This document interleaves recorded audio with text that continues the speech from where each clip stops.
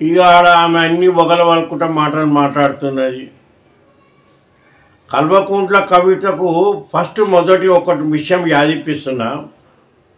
మీరు అధికారంలో ఉన్నప్పుడు మీ అయ్యా ఇందిరా పార్క్ కాడ ధర్నల్ బిర్నల్ అన్నీ బంద్ చేసిండు, ఆడ బ్యాన్ చేసిండు. మేము ఎన్నోసార్లు బీసీ వాళ్ళం పోయి ఆడ ధర్నా చేద్దాం అనుకుంటే మమ్మల్ని పోలీసు వాళ్ళకు పట్టించిండు మీ అయ్యా. ఇవాళ చెప్తున్నావు రాత్రి 10 గంటల వరకు మాకు పర్మిషన్ ఇవ్వలేదని. కాంగ్రెస్ అధికారంలో రాగానే ముఖ్యమంత్రి ఏం చేసిండు, ధర్నా చౌక్ కాడ ఎవరన్నా ధర్నా చేసుకోవచ్చు అని ఇప్పిండు. ఇవాళ నువ్వు ఇందిరా పార్క్ కాడ మాట్లాడుతున్నావు అంటే అది మా పుణ్యమే. మీ అయ్యలేక మేము లంగేవారం చేయలే, ఆడ పోయిన వాళ్ళని అందరినీ పోలీసు వాళ్ళకు పట్టించుడు ఆ పని చేయలే మేము.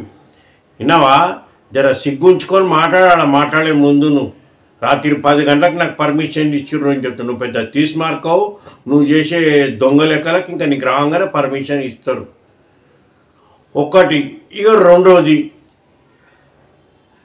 ఇప్పుడు కాంగ్రెస్ అధికారంలోకి వచ్చినాక కులాల వారీగా అన్నీ తీస్తున్నామమ్మ బయటికి. మరి మీ అయ్యి ఉన్నప్పుడు ఎందుకు తీయలేదు, ఈ విషయం నువ్వు మీ అయ్యను ఎందుకు అడగలేదని మేము నేను అడుగుతున్నాం.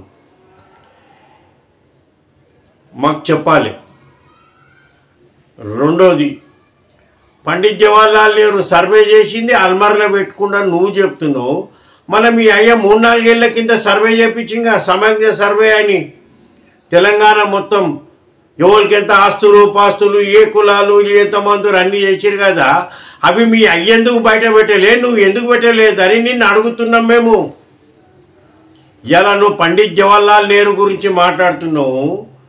వాళ్ళ కుటుంబాలు త్యాగం చేసిర్రు ఈ దేశానికి. వాళ్ళ ఇంట్లో 4 చచ్చిపోయారు, మీ ఇంట్లో 4 ఏమో జైలు పోయేటట్టు ఉన్నారు ఇప్పుడు. మొన్న పోయి సోనియా గాంధీ కాళ్ళు మొక్కిరు కదా, సిగ్గుందా ఏమైనా? మళ్ళీ వాళ్ళని అంటున్నాను అల్మర్లా దాపెట్టిర్రు రిపోర్ట్ అని. మళ్ళీ మీ అయ్యేందుకు చేయలేదు అడుగు.